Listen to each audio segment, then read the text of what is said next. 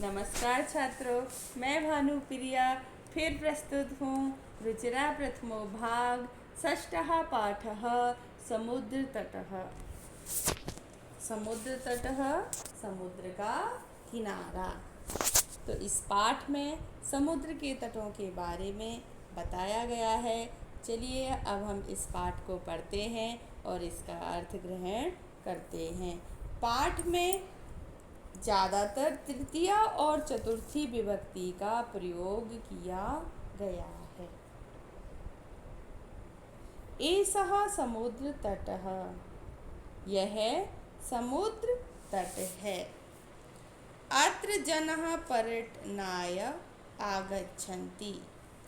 अत्र माने यहाँ, जनः माने लोग, पर्यटनाय माने घूमने के लिए, पर्यटन के लिए। इसमें चतुर्थी विभक्ति का प्रयोग है, पर्यटनाय। आगच्छन्ति आते हैं। केचन तरंगे क्रीडन्ति, कुछ तरंगों या लहरों से खेलते हैं। केचन च नौका भी जल विहारम कुर्वन्ति, कुछ लोग नौकाओं से जल विहार करते हैं, जल की सैर करते हैं। तेषु केचन कन्दुकेन क्रीडन्ति, और उसमें से कुछ कन्दुकेन माने बॉल, और इसमें तृतीय विभक्ति का प्रयोग है तो जिसका अर्थ होता है से या के द्वारा। तो कुछ लोग बॉल से खेलते हैं। बालिकः बालकः च बालुकाभिः बालुकागृहं रचयन्ति। लड़की और लड़का, बालू का अर्थ होता है रेत और बालुकागृहं माने रेत का घर, रचयन्ति का अर्थ होता है बनाते हैं। मध्ये मध्ये तरंगः बालुकागृहं प्रवाहयन्ति। बीच बीच में लहरें रेत के घर को क्या कर देती हैं, बहा देती हैं। एषः क्रीड़ा प्रचलित एव, यह खेल चलता ही रहता है। कहाँ? समुद्र के तटों पर। समुद्र तटः न केवलं पर्यटन स्थानानि, अत्र मत्स्य जीवनी अपस्वजीविकां चालयन्ति। समुद्र तट न केवल पर्यटन के स्थान हैं, घूमने के स्थान हैं, बल्कि यहाँ मछुआरे भी अपना रोजगार चलाते हैं। कैसे चलाते हैं रोजगार? कि समुद्र के तटों के किनारे वो मछलियाँ पकड़ते हैं और उनको बाजार में बेचते हैं। इस प्रकार उनकी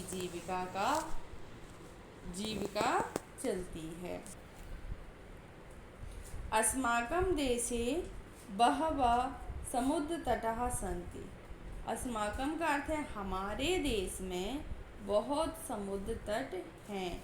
एतेषु मुंबई, गोवा, कोच्चि, कन्याकुमारी, विशाखापत्तनम, पुरी तटा अतीव प्रसिद्धा सन्ति। इनमें से मुंबई, गोवा, कोच्चि, कन्याकुमारी, विशाखापट्टनम, पुरी का तट बहुत ही प्रसिद्ध है।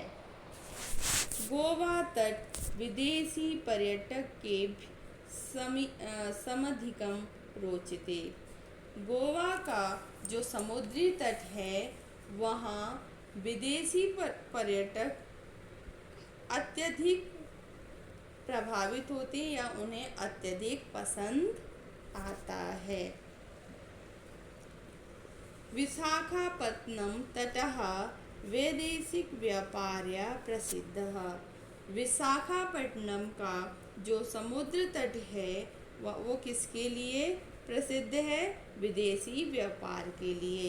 विशाखापट्टनम से बड़े बड़े जहाज़ों में यहाँ से सामान जाता है विदेशों के लिए और विदेश से आता है हमारे देश के लिए, जिससे कि वो व्यापार में, बिजनेस में सबसे ज़्यादा प्रसिद्ध है। कोची तट नारिकेल फलेभ्यः ज्ञायते। कोची का तट नारियल के फलों के लिए जाना जाता है।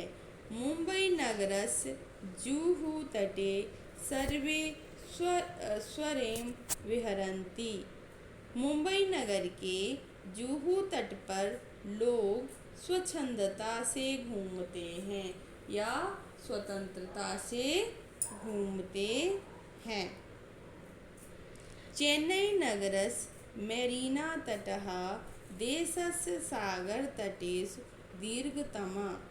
चेन्नई शहर का जो मेरीना समुद्री तट है वो देश का सबसे बड़ा समुद्री तट है या देश के सबसे बड़े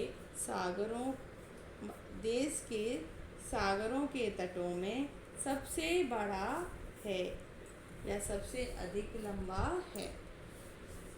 भारतस्य त्रिशिषु दिशासु समुद्रतटा सन्ति। भारत के 3 दिशाओं में समुद्र तट है।